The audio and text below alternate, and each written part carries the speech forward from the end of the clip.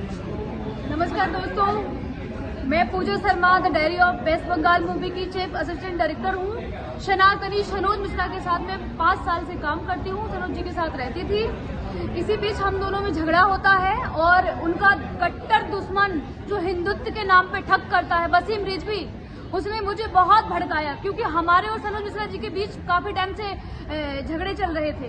उसी बीच वसीम रिजवी ने मुझे बहुत भड़काया कि तुम कुछ नहीं कर सकती हो, तुम कुछ नहीं कर सकती, डरपोक लड़की हो। सनोज मिश्रा ने तुम्हारा शोषण करके तुम्हें छोड़ दिया है, दूध में से मक्खी की तरह फेंक दिया, मोनालिसा को लेके घूम रहा है। जब महाकुंभ की वायरल गर्ल मोनालिसा आती है तो सब दुश्मन जाग गए सनोज मिश्रा जी के और मुझे भड़काना उन्होंने स्टार्ट कर दिया। वसीम रिजवी, रवि सुधा चौधरी, अनिता उपाध्याय, हाई कोर्ट के एडवोकेट रंजन सिन्हा, जिन लोगों ने अपने षड्यंत्र का शिकार मुझे बना लिया, मेरे कंधे पे बंदूक रख के चलाना स्टार्ट कर दिया उन लोगों ने और मुझे बहका के कि तुम्हें ये है वो है, और हमारे बीच झगड़े चल रहे थे। इसी बीच में गुस्से में आके मेरा दिमाग काम नहीं किया और मैं उनकी बातों में आके, उनके बहकाने में आके मैं एफआईआर कराने के लिए चली गई।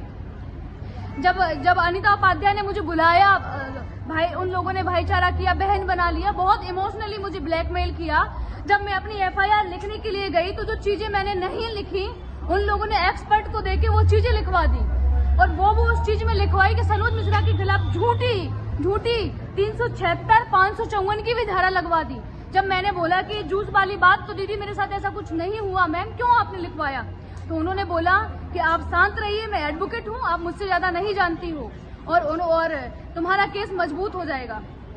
मजबूत के नाम पे मुझे 164 के बयान के लिए वो कोर्ट ले गई।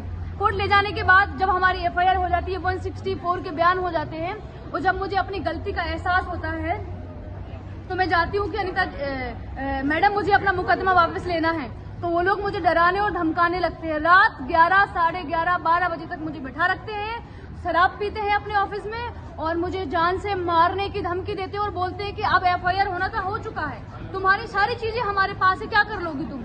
और मुझसे बोलते हैं कि आप जबरदस्ती, मेरे साथ जबरदस्ती करते हैं कि आप वीडियो बनाइए, आपने एफिडेविट क्यों दिया कोर्ट में, आप मुकदमा वापस क्यों ले रही हो? हमारे साथ कोई रेप नहीं हुआ है, हमारे साथ कुछ भी नहीं, जबरदस्ती कोई नहीं। मैं अपनी मर्जी से सनोज जी के साथ रहती थी, मैं 5 साल से उनके साथ रह रही हूँ। हाँ, थोड़ी बहुत लड़ाई झगड़े हम दोनों के बीच मिसअंडरस्टैंडिंग थी जिसमें लोगों ने और स्वाहा करके आग डाल दी। इन सब चीजों के पीछे बैठा हुआ है वसीम रिजवी, वही आग लगवा रहा है और वही सब कर रहा है। इतना बड़ा षड्यंत्र रचा, मुझे भी फंसा लिया और सनोज मिश्रा को जेल भिजवा दिया।